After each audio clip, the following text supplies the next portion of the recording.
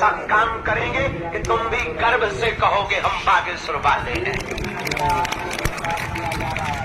लेकिन हमारी प्रार्थना है तुम हमारे पीछे मत पड़ो, भाग जाओ यहां से, उठ जाओ।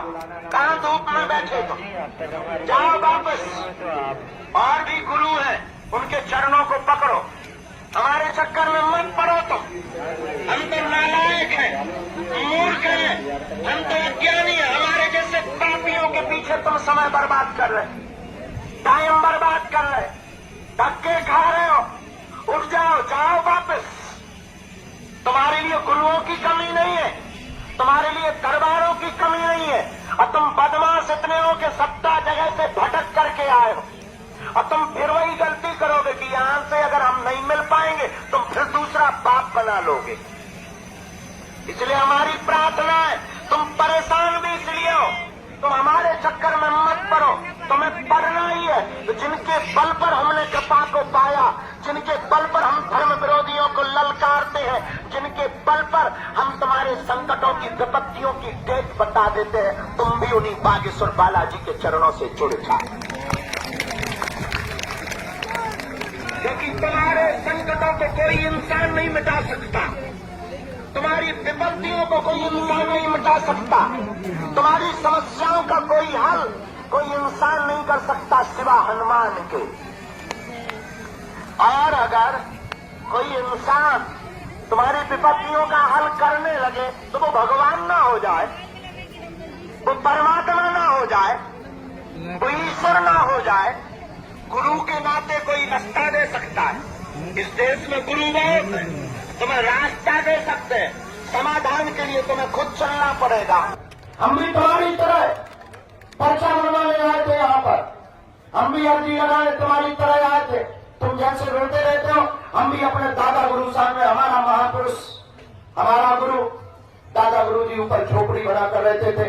उस जमाने में भी बड़े बड़े IAS IPS आते थे, बड़े बड़े अधिकारी आते थे, और हम भी यही मंदिर के ऊपर एक छोटी सी झोपड़ी में दादा गुरु जी रहते थे, और हम भी तुम्हारी तरह जाकर के खड़े हो गए थे, रो रहे थे।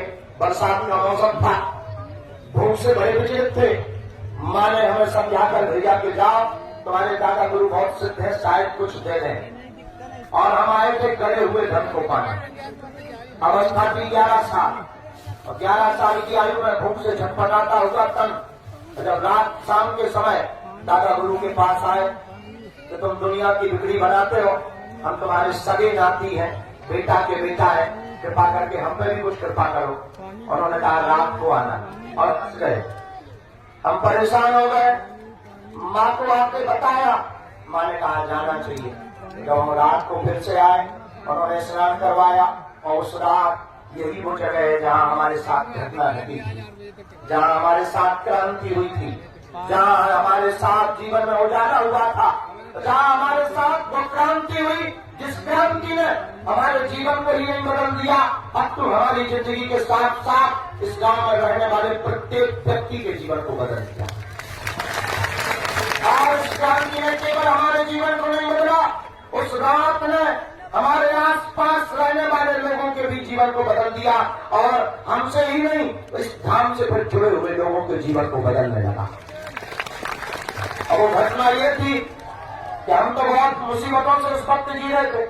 ऐसे ही बरसात का मौसम था, और 12x10 के कमरे में, वो भी खप्पर वाले कमरे में, बारिश का पानी धीम धीम टप टप करके घर में भर गया था, और लगभग 1 फुट के लगभग का पानी बरसात का भरा होगा ऊपर से।